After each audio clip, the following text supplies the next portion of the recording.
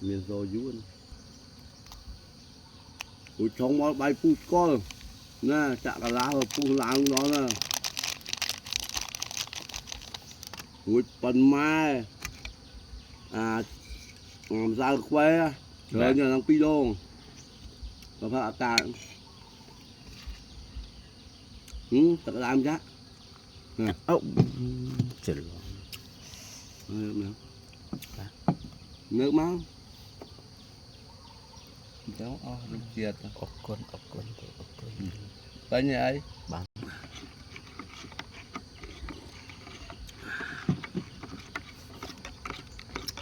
thì cái tú em ôn này